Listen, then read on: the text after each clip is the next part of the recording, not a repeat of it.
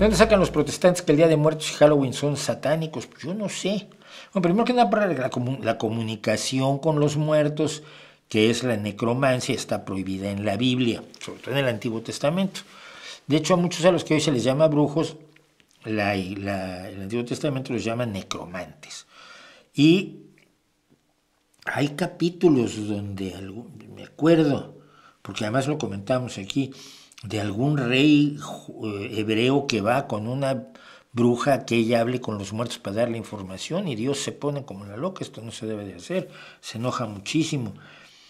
Eso es por un lado. Por otro lado, en sí Halloween como tal es una derivación de una celebración pagana, la celebración celta del Samhain. Y entonces pues, todo lo que era pagano y no cristiano pues, se considera satánico por default, ¿no?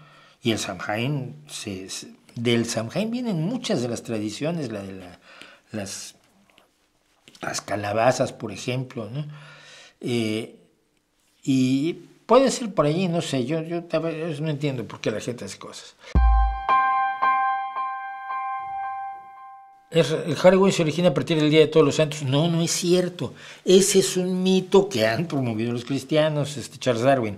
No, el Halloween es una fiesta muy anterior, y que es el Samhain. Y cuando llegan y se la encuentran, ¿qué es lo que pasa? Hay que recordar esto siempre. ¿Por qué se hace la fiesta del Samhain el 31 de octubre? ¿Por qué se hace la fiesta de Todos los Santos? ¿Por qué todas las fiestas coinciden con los 4 grandes eventos solares del año? Los equinoccios y los solsticios. ¡Ay, sorpresa! Como son eventos solares, todas las culturas los adoptaron como momentos fundamentales en su cultura.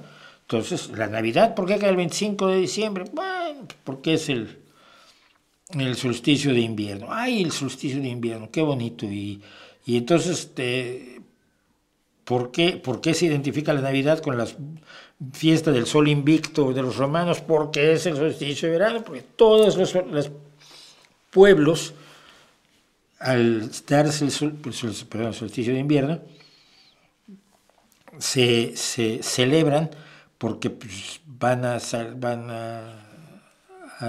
entre otras cosas, a trabajar menos y a vivir de lo que han reunido en el verano y el otoño. Los 4 eventos solares son los 4 eventos que dominan el imaginario popular, pero no, Samhain existía antes de que los romanos llegaran a tierras celtas.